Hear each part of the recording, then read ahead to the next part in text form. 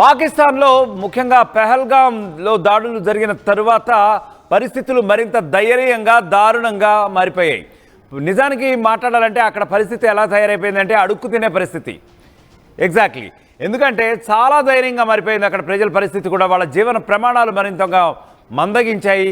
అలాగే కనీసం నిత్యావసర వస్తువులు కూడా ఆకాశాన్ని అంటడంతో, వాటి ధరలు కూడా ఆకాశాన్ని అంటడంతో అక్కడ నిజంగా అడుక్కు భిక్షాటన చేయాల్సిన పరిస్థితే కనిపిస్తూ ఉంది. ఎందుకంటే భారీగా పెరిగిపోయే నిత్యావసరాల ధరలు అక్కడ. పహల్గాం ఉగ్రదాడితో మే 2వ తేదీ నుంచి కూడా పాకిస్తాన్పై భారత్ బ్యాన్ విధించిన విషయం మనందరికీ కూడా తెలిసిందే. పాకిస్తాన్కు సింధు నీళ్లు ఫస్ట్ ఆపేశాం. ఆ ద్వారా మోడీ తీసుకున్నటువంటి ఈ సంచలనాత్మక నిర్ణయం ద్వారా చావు దెబ్బ కొట్టాం పాక్ని.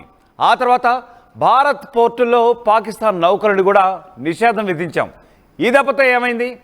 పాకిస్తాన్కి ఏ విధమైనటువంటి ఎగుమతులు కానీ అటువైపు నుంచి వాళ్ళకి కావలసినటువంటి నిత్యావసర సరుకులు అనుకోండి, ముఖ్యంగా భారత్ నుంచి వెళ్ళవలసినటువంటి కొన్ని కీలకమైనటువంటి ఆహార పదార్థాలు కూడా ఆపేస్తాం మనం.